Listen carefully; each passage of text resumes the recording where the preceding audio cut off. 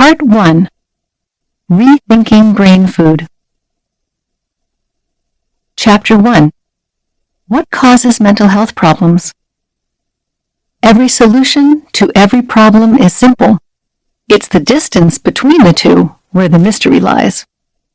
Derek Landy, Skullduggery Pleasant. We are in the midst of a global mental health crisis. Nearly 1 billion people are living with a mental health disorder, including 1 in 5 of the world's children and adolescents. Every year, 700,000 people take their own lives, and suicide is now the second leading cause of death among people in their teens and 20s. Depression and anxiety alone cost the global economy nearly $3 billion a day. And these numbers don't include the countless people with milder mental health concerns, like brain fog, irritability, and joylessness. Psychiatric problems of all kinds are becoming so commonplace that we are beginning to think of poor mental health as normal and inevitable. Between 2007 and 2018, while I was serving as a psychiatrist at Harvard University and then at Smith College, my seasoned colleagues and I observed a most disturbing trend. It was becoming increasingly common for first-year students to arrive on campus already taking 1, 2, or even 3 psychiatric medications. Requests for specialized support for learning and emotional disabilities were rising so fast that it was difficult to accommodate everyone's needs. More and more students were showing up at campus mental health clinics in crisis, requiring emergency psychiatric hospitalizations, leaves of absence, or academic withdrawals. The sense among clinicians on the front lines is that the mental health of our young people is increasingly brittle, and research supports our observations. According to a 2018 American College Health Association report, more than 40% of students felt so depressed they had difficulty functioning, and more than 60% had experienced overwhelming anxiety. A 2018 study conducted by the American Association for Suicidology observed a nearly 10-fold increase in non-suicidal self-injury among first-year college students over only a 7-year period. In the UK, declarations of existing mental health problems among university students have risen by a staggering 450% in just the past decade. Crumbling mental health isn't just a problem among young people on college campuses. Ohio State University professor Hui Zhang conducted a study across 9 generations, from the greatest generation, born between 1900 and 1924, to Generation Y, born between 1981 and 1999, and observed that both the mental and physical health of all generations born since the 1950s has been declining across all sex and racial groups. If you are a fellow mental health professional, you don't need statistics to tell you how challenging things have become. Everywhere I've worked, clinics, hospitals, universities, I've encountered the same issues. Practitioners overwhelmed by large, complex caseloads, and patients frustrated with wait times that are too long for appointments that are too short. Administrators try to ease the burden by hiring more staff, offering group appointments, and training peer counselors, but there never seems to be enough time or resources to meet the growing needs of the people we are trying to serve. It's like trying to fight a wildfire 1 teaspoon of water at a time. Meanwhile, everyone is working so hard that there's no time to stop and ask, why is our mental health deteriorating? Is there anything we can do about it, or do we simply accept it as inevitable? If we are to have any hope of reversing this tragic trend, we need a better understanding of the root causes of psychiatric disorders. In search of understanding. What causes mental illness and unwellness? This question has baffled human beings for millennia, and while we still have much to learn, we are clearly making progress. The brain is our most mysterious organ. Sequestered deep within the skull and possessing no nerve endings, we can't see it, touch it, or feel it working. So questions about what causes mental illness and unwellness have baffled us for millennia. Some ancient civilizations believed that those suffering from mental illness were possessed by demons or being punished by God for their sins, calling for spiritual treatments such as exorcism and prayer.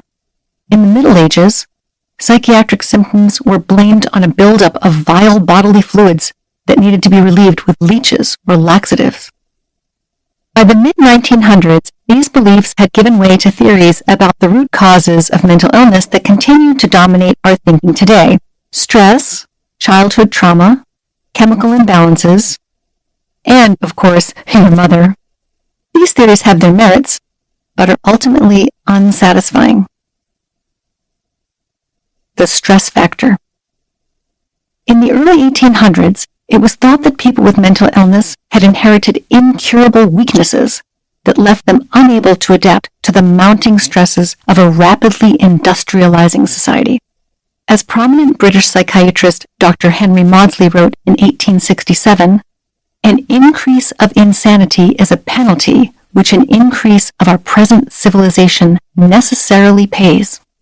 As a result, most 19th century psychiatrists served largely as stewards of asylums, where people could be sheltered from the daily pressures of modern living. Without effective treatments, residents in their care were not expected to improve and lived out their lives on the grounds of psychiatric hospitals. Could the pressures of today's lifestyle, social media, injustices related to race and gender identity, growing economic inequality, and gun violence, to name a few, help explain the decline in mental health we are currently experiencing? Perhaps. But are the stresses of our time really more challenging than those of Maudsley's era? One could argue that the world has always been a stressful place. And just as industrialization, globalization, and information technology pose new challenges that make some aspects of our lives more stressful, they also bring new conveniences that make other aspects of our lives, such as transportation and communication, less stressful. Stress certainly can contribute to poor mental health, but stressful obstacles are part and parcel of daily life. The question is, why do some of us embrace new challenges while others struggle to face them? The mind-brain divide. Most 19th century psychiatrists appeared to have little interest in brain biology, so it would be neurologists who would first explore this new scientific frontier. Locked away in their chambers of bone, the brains of the living defied direct examination. So neurologists of the 1800s focused their microscopes instead on the brains of the departed. By studying specimens from individuals with speech impediments and other obvious neurological conditions, early neurologists learned enough about brain anatomy in only a couple of short decades to begin creating a map of its functions. However, when they inspected the brains of former asylum residents, they couldn't identify any structural abnormalities. These brains looked completely normal. Psychiatrists would therefore enter the 20th century trying to understand the mind rather than the brain, relying on their powers of observation and imagination to diagnose and treat mental illnesses. It was during this period that Austrian neurologist Dr. Sigmund Freud developed his influential theory that psychiatric suffering arose from repressed fantasies and traumatic early childhood experiences buried deep in the unconscious that could be unearthed through psychoanalysis, founding a branch of psychiatry that continues to thrive to this day. I value modern talk therapy and have been incorporating it into my clinical work for more than 20 years, but I have yet to see psychotherapy alone put any case of serious mental illness into remission. The psychiatric medication revolution. The biological branch of psychiatry didn't emerge in earnest until the 1930s and 1940s, with the accidental discovery of a number of experimental treatments for schizophrenia and other serious mental illnesses. These strange and horrific new interventions, which included insulin coma therapy, the lobotomy, and a crude form of ECT, electroconvulsive therapy, did help some people, but injured and sometimes killed many more, causing all of these methods to eventually fall out of use. These desperate tactics are just a few of the many inhumane skeletons in psychiatry's closet. So when psychiatric medications burst onto the scene in the mid-20th century, they were welcomed with open arms. These early drugs included lithium, a long-forgotten mineral with mood-stabilizing properties, and chlorpromazine, the first antipsychotic medication. Originally developed in France in 1952 to calm patients before surgery, chlorpromazine, marketed under the brand name Thorazine, proved useful in reducing agitation, delusional thinking, and hallucinations in some individuals with schizophrenia. Psychiatrists accustomed to relying on physical restraints and other undignified methods of keeping people safe and calm experienced chlorpromazine as nothing short of revolutionary. As Dr. Robert Cancro, then chair of psychiatry at the New York University School of Medicine, reflected in 2000, it is difficult to communicate to younger colleagues the miracle that 150 to 300 milligrams of chlorpromazine a day appeared to be to the house officers, psychiatry residents, of 1956. Finally, we were like other doctors, and that we had a treatment that actually worked. It was truly an intoxicating time. Researchers believed that chlorpromazine worked by blocking the activity of dopamine, a neurotransmitter that brain cells use to communicate with each other. The novel idea that emotional and behavioral problems could be caused by chemical imbalances in dopamine, serotonin, and other neurotransmitters captured the imaginations of clinicians and the general public alike. This exciting new neurotransmitter theory of mental illness pulled psychiatry out of the Dark Ages and into the modern medical age. Over the ensuing decade, a fire hose of pharmaceuticals would be aimed at everything from major mental illnesses to the minor stresses of everyday life. These innovative chemicals included clozapine, Clozaril, for psychosis, imipramine, Tofranil, for depression, methylphenidate, Ritalin, for hyperactivity, diazepam, Valium, for anxiety, and meprobamate, Miltown, for nervousness. Although rarely prescribed today, meprobamate was a trailblazing tranquilizer that first normalized the practice of taking pills to ease minor psychological discomfort. As Dr. Jerome Groopman wrote in The New Yorker, approved in 1955, meprobamate, marketed as Miltown and Equinol, was hailed as a peace pill and an emotional aspirin. Within a year, it was the best-selling drug in America, and by the close of the 50s, 1 in every 3 prescriptions written in the United States was for meprobamate. Those pioneering drugs of the 1950s and 1960s are all still around.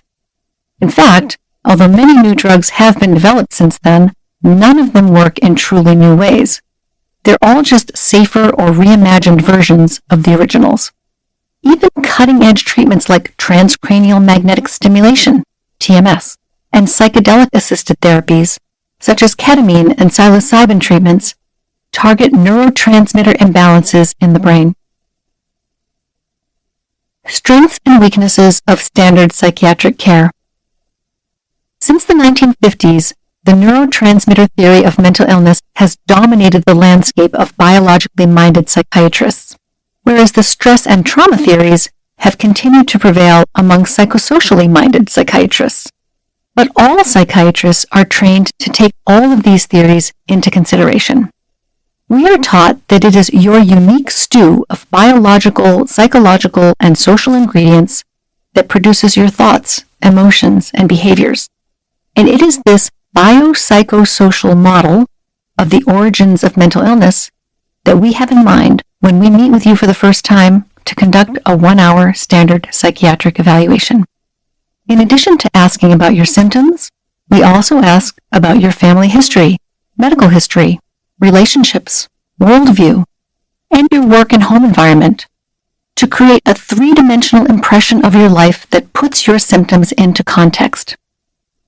To make a formal psychiatric diagnosis, which insurance companies require, we turn to a 1,000-plus page reference book called the DSM, Diagnostic and Statistical Manual of Mental Disorders, to see if your symptoms match any of the hundreds of diagnoses it contains. Even if you happen to fit neatly into any of its official diagnostic boxes, the DSM offers no guidance about how we should treat your symptoms, let alone any biological clarity about what might be causing them. In the absence of clear treatment guidelines, we use the information gathered during your interview to formulate a biopsychosocial theory of your case, essentially an educated guess about what might be causing your symptoms. We use this to develop your personalized treatment plan, which often includes medication to address chemical imbalances and some form of counseling, such as psychotherapy to process stressful life experiences, or cognitive behavioral therapy to change negative thought and behavior patterns. A real strength of the biopsychosocial model is that it values your human story, a story that psychiatrists believe plays a major role in your emotional and physical well-being, and that medical professionals in other fields may not have time to explore. Most psychiatrists I know, myself included, truly enjoy this aspect of the work. We love paying quality attention to all the little details and nuances of your history, piecing them together and sharing impressions that we hope you will find helpful. Most people who come to us for help also enjoy the process and find therapeutic value in being seen, heard, and understood on a level that goes beyond symptom lists and diagnostic tests. These precious intangibles of the biopsychosocial model are what set psychiatry apart from other branches of medicine and make it such a rich and rewarding profession. However, a serious shortcoming of this approach is that our current diagnostic framework lacks the biological specificity we need to be confident in the medical elements of our assessments and treatments. The main difference between psychiatrists and other mental health professionals is that psychiatrists are medical doctors, and therefore we are uniquely qualified to assess and treat the bio elements of your biopsychosocial story, the biology behind your symptoms. Yet this is the piece we understand the least. We are taught that some people are born with differences in genes and neurotransmitters that make them more susceptible to depression, psychosis, or severe anxiety, particularly when under extreme stress or after suffering a traumatic life experience.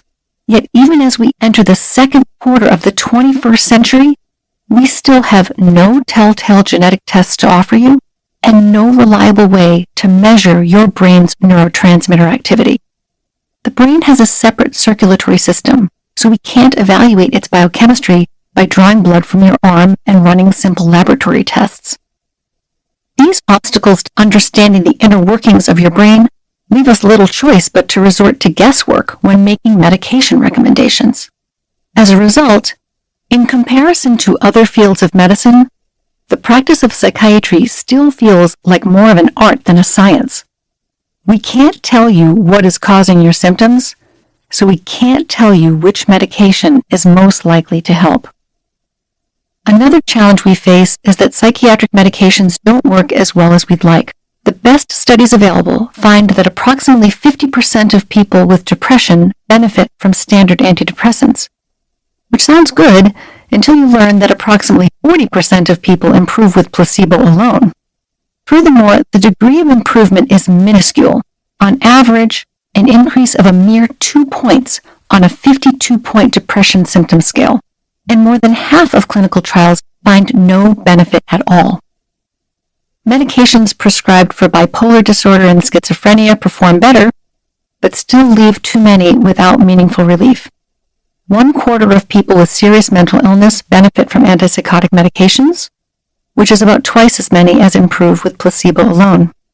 Approximately 1/3 of people with bipolar disorder respond to mood stabilizers, but nearly half of those who initially experience relief from medication-supported interventions continue to experience recurrent mood episodes despite continuing treatment. Why are so many people treatment resistant? Are they failing treatment, or is treatment failing them? The fact that medications let so many people down tells us that neurotransmitter imbalances represent only one small piece of the biological puzzle. We must be missing something, because 70-plus years of sophisticated pharmaceuticals engineered specifically to target neurotransmitter imbalances have clearly failed to stem the tide of our growing global mental health crisis. There are times when psychiatric medication can be life-changing and even life-saving. If you are in crisis, the right medication could help you hold on to your job, stabilize a fragile relationship, stay in school, keep you out of the hospital, or even prevent you from taking your own life. Unfortunately, the price you pay for these benefits may include side effects that reduce your quality of life, such as drowsiness, sexual dysfunction, or dulled emotions, and side effects that reduce your length of life, such as obesity, cardiovascular disease, and type 2 diabetes. It's not that there is no truth whatsoever to the neurotransmitter theory of mental illness. Neurotransmitters play important roles in our mood, memory, and concentration circuits. The question is, what causes neurotransmitters to become unbalanced in the first place? To improve the safety and effectiveness of our treatments, we need to better understand what is happening inside the brains of people with mental illness. We now have sophisticated modern imaging techniques that use magnets or radiation to peer inside the brain and observe its chemistry in action. But these are complicated, expensive, and invasive tests not available to most people, and we're only beginning to understand how to interpret their findings. Fortunately, while we await further advances in neuroscience research to help us get better at zooming in on the brain's inner workings, there is much we can learn by zooming out and reminding ourselves that the brain is part of the body. As goes the body, so goes the brain. Just as our mental health has been spiraling downward in recent decades, so too has our physical health. In the United States, cases of heart disease nearly doubled between 1990 and 2019, and the percentage of Americans with obesity has nearly tripled since the 1960s. Globally, the percentage of adults with type 2 diabetes doubled between 1980 and 2016, and body weight has been steadily rising. Between 1975 and 2015, obesity rates worldwide more than doubled among women and more than tripled among men. People with obesity, type 2 diabetes, and cardiovascular disease are also far more likely to have psychiatric disorders like depression, bipolar disorder, and schizophrenia. And this is no coincidence. While all of these physical and mental health conditions may seem unrelated to each other, they commonly occur together and share many of the same underlying abnormalities, the most important being inflammation, oxidative stress, and insulin resistance. Inflammation and oxidative stress are part of your immune system's first responder network, so it is normal and healthy to have a certain degree of both. But excessive inflammation and oxidative stress can be very damaging to every cell in the body, and brain cells are no exception. Insulin resistance, which is often called prediabetes, is a common metabolic disorder in which insulin doesn't work as well as it should. If you have insulin resistance, your body will need to produce more than the usual amount of insulin to try to keep your blood sugar and brain sugar levels stable and in a healthy range. So your insulin levels will tend to run too high. Over time, high insulin levels can make it more difficult for your brain to turn glucose, blood sugar, into energy. It just so happens that our industrially ultra-processed diet is a powerful promoter of inflammation, oxidative stress, and insulin resistance, all of which are just as dangerous for the brain as they are for the rest of the body. In the long search for biological root causes of mental illness, a search that has been focused almost exclusively on neurotransmitters for nearly 75 years, inflammation, oxidative stress, and insulin resistance have emerged as an unholy trinity of destructive forces that help to explain why those neurotransmitter imbalances occur. We readily accept that diet plays a major role in the health of the rest of the body. Why should the brain be any different? The foods we eat provide the construction materials we need to build healthy, resilient brain cells, and the fuel we need to energize them. If we don't eat the right foods, none of our cells will develop or function properly, and any number of things can and will go wrong, including many things no medication can address. Medications can and do change brain chemistry, and they have their place. But I'm convinced that the most powerful way to change brain chemistry is through food, because that's where brain chemicals come from in the first place. Neurotransmitters are made from food. The brain cells that pass them back and forth to communicate with each other are made from food. And even the salty soup that surrounds them is made from food. Optimal mental health requires that your whole brain be made of the right stuff. So if you have a mental or physical health problem of any kind, the first place to look isn't your medicine cabinet, it's your pantry. This advice holds true whether you view mental health conditions as primarily biologically driven or psychosocially driven, because, as we'll see in the coming chapters, the way we eat has a profound impact on brain development, neurotransmitters, stress hormones, inflammation, antioxidant capacity, brain energy production, brain aging, and brain healing. There is only so much you can do to reduce your exposure to stress, and nothing you can do to change the genes you were born with or the childhood you experienced. But you can change your diet, and changing your diet can change your mind.